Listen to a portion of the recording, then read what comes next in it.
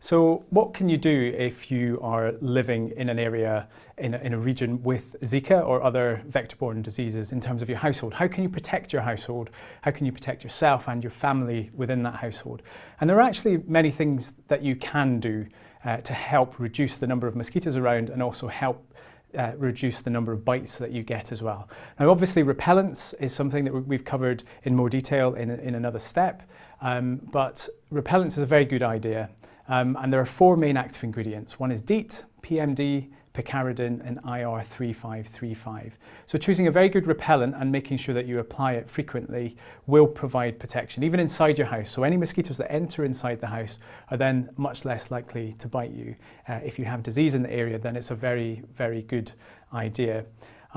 Screening your house is a good idea as well, because that creates a physical barrier. It stops the mosquitoes from actually entering into your house. And in fact, there's evidence to suggest that screening of households can actually reduce dengue transmission. And it's one of the few vector control interventions for dengue that has any evidence really, or a lot of evidence that it actually works in terms of reducing disease transmission. So it's definitely something that should be done. And you know, so screening, we talk about screening doors and screening windows and also eaves. So any gaps in any sort of household where a mosquito can enter should be screened over. And the screens can also be treated with an insecticide, which can make them more effective. So that's a very good thing to do.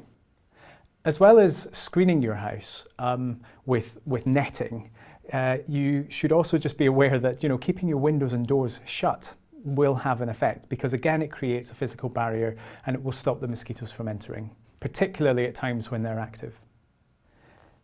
Bed nets can also be used against Zika. Conventionally, bed nets are not something that are recommended for Aedes mosquitoes, and that's because they bite outdoors and they also bite during the day. So you might think, well, it's no good for an Aedes mosquito, and they're much better placed for controlling malaria because the vectors bite at night. But in fact, a lot of people do sleep during the day. So if you are in a hot country, quite a lot of people will take an afternoon nap. They'll have a sleep in the afternoon. Pregnant women certainly will sometimes do that as well. Children will sleep during the day. People who work night shift will sleep during the day. And people who just go to bed early or get up late will be sleeping at times when these mosquitoes are active. So we should never dismiss bed nets when it comes to Zika and other viruses transmitted by Aedes. There's not a lot of evidence out there because people haven't looked in great detail to see how well bed nets work. But they should be recommended, particularly if you're sleeping during the day. Plus, what you have to remember is that in a lot of countries where Zika is either present now or might be present in the future, there are other diseases that are spread by mosquitoes that bite at night and indoors. So even if you're not doing it for Zika or for Aedes specifically, there will be other reasons to use a bed net. So a bed net is always a good idea, and if it's treated with an insecticide, even better. A lot of people tend to like to use mosquito coils, and these are coils that contain an insecticide. Normally you have to light the coil and it burns essentially. Now these produce a smoke which repel the insects and can kill them or knock them down because it contains an insecticide. They can have some effect.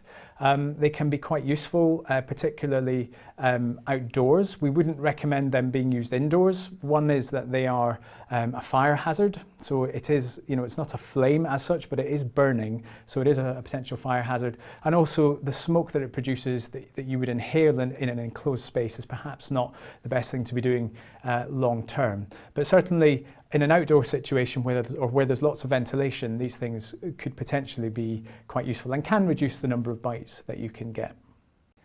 In a hot country, quite often people will use a fan or air conditioning. And a lot of people tend to think that this might have an effect with mosquitoes. Mosquitoes tend not to like to fly in high airflows or in cold temperatures. Now, whether you can get a fan that's strong enough and a temperature in your room that's cold enough to stop a mosquito from flying is doubtful. But certainly having a fan on, and particularly blowing over you perhaps while you're asleep at night, may have some impact. There's absolutely no evidence really that it will affect or reduce disease transmission or reduce the number of bites. But it keeps you cool and it may have an effect. So it's definitely worth doing if you have that or you have access to a fan. At a community level, when it comes to Aedes control, we tend to promote cleanup campaigns. And what that means is that we try to get rid of all the potential breeding sites within an area. What we've already learned about is that Aedes mosquitoes will breed pretty much anywhere, in any kind of man-made container, whether that's an old tin of food that's been discarded, a bucket, a place where you might wash your clothes. It can be pretty much anywhere.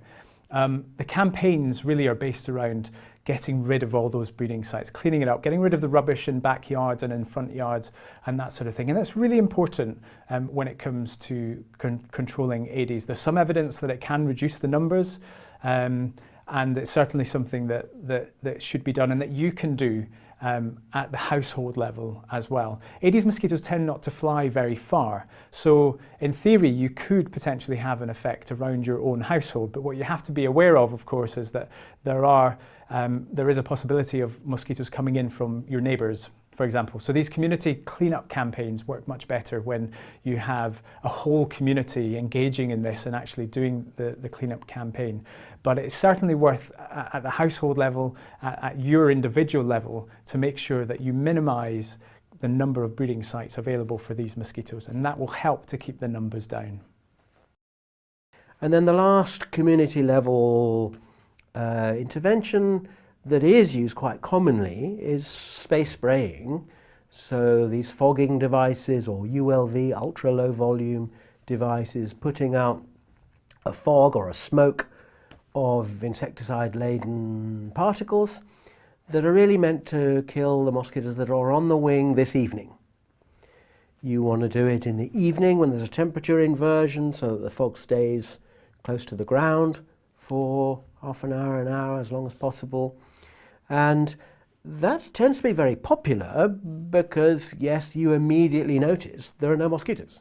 For at least a few hours, everybody notices.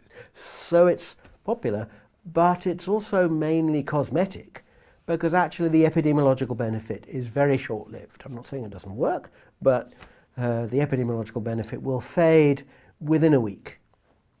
Why? Because, okay, you'll kill the mosquitoes that are there, but others are coming. It's not a long-term solution. So it's the kind of thing that you would certainly want to try to do in epidemic conditions. If there's a thing raging tonight, even tonight there are infected mosquitoes biting people and who are going to suffer, you may want to do that. The effectiveness of that does tend to vary from place to place. They say that perhaps it works better in Southeast Asia than in Latin America because the houses and walls in Latin America tend to be solid and high to keep the sun out. Whereas in Southeast Asia, the buildings are more porous and people want the breeze to come through the house. So along with the breeze will come the fog or the smoke with the insecticide to penetrate the middle of the house, whereas in Latin America, with those solid walls, it's harder for the smoke in the streets to get inside. It's been alleged that that may be the key difference.